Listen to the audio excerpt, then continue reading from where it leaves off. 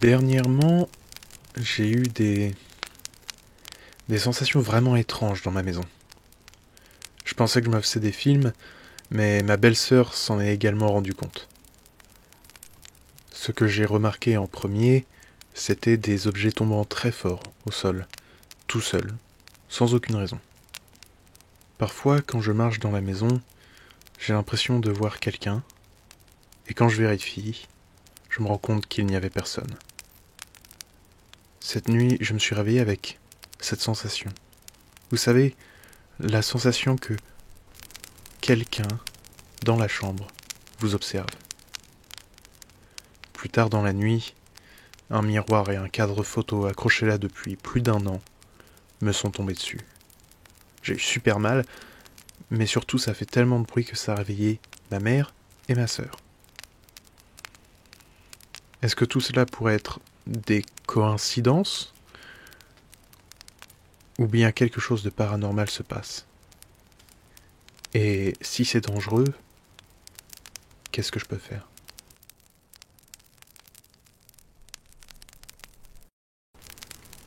J'ai grandi dans une maison des années 40 dans le Midwest des États-Unis. Bon, déjà j'ai envie de dire que tout le Midwest est particulier. Il y a une énergie étrange ici. Mais c'est plus étrange encore quand tes parents collectionnent plein de vieux trucs. Tu traverses ta maison et tu es entouré de trucs qui sont tous super vieux. Les publicités des années 20, des coiffeuses victoriennes. Autour de la maison, mon père avait installé une barrière métallique qui venait d'un vieux cimetière. Je vais pas mentir, c'était bizarre. Mais c'est là où j'ai grandi. C'était ma maison. Mais parfois, la maison paraissait étrange. Je ressentais des choses que personne d'autre ne ressentait. Il y avait un long couloir qui traversait la maison et passait devant ma chambre. Ce couloir me fichait les jetons. J'y avais toujours la sensation d'être observé. Surtout tard la nuit, passant un œil hors de la couverture de mon lit. Un lit du 19e siècle d'ailleurs. Il appartenait à un capitaine dont la fille avait fait ses études dans la ville. Elle utilisa ce lit plus tard pour contacter sa fille quand elle est morte. Je ne l'ai appris que plusieurs années plus tard. L'expérience la plus étrange que j'ai vécue dans ma chambre fut quand j'avais 9 ans. Cette nuit-là, je me suis réveillé, il devait être 1 heure et demie du matin. Rien ne paraissait étrange, mais j'ai levé les yeux et il y avait une fille au milieu de ma chambre. Au début, j'ai cru que c'était ma sœur, mais en faisant attention, j'ai compris que ce n'était pas elle. Elle devait avoir 4 ou 6 ans. Elle était légèrement translucide, avec une chemise de nuit victorienne, avec de longues manches et un lacet pour la fermer. Elle avait de très longs cheveux et faisait face à la fenêtre. Même si elle était translucide, elle avait comme des reflets bleutés. C'était peut-être la lune qui provoquait cela. Elle se dirigea vers les poupées que j'avais à côté de la fenêtre et commença à les toucher. Je n'avais pas vraiment peur, je lui ai demandé si elle aimait mes jouets.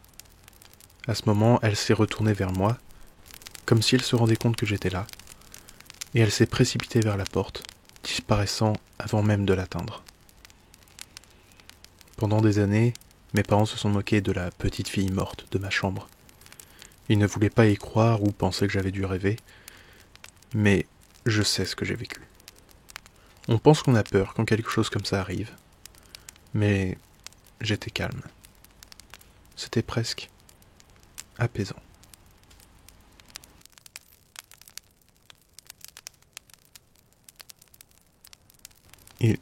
Il peut faire ça? Que je vous explique. Ma femme et moi, on était assis sur le lit l'autre jour. On discutait tranquillement, quand soudainement, nous avons entendu un bruit des plus étranges sur notre droite, à quelques pas de nous. On s'est immobilisé, on a regardé dans la direction du bruit, et nous avons tendu l'oreille. Nous étions dans l'incompréhension la plus totale. Il n'y avait rien dans cette zone. J'ai demandé à ma femme si elle avait entendu, elle aussi. Elle m'a répondu que oui. Je lui ai demandé si c'était elle.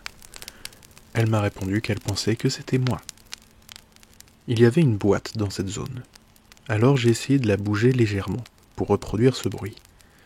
Mais sans réussir. Ce n'était donc pas la boîte.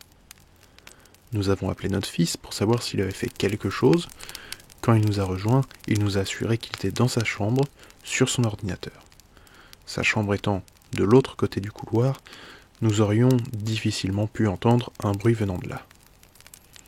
Cela n'explique donc pas comment deux adultes, à l'esprit rationnel et scientifique, ont entendu ce bruit alors qu'il n'y avait personne d'autre dans la chambre. Ma question est donc la suivante.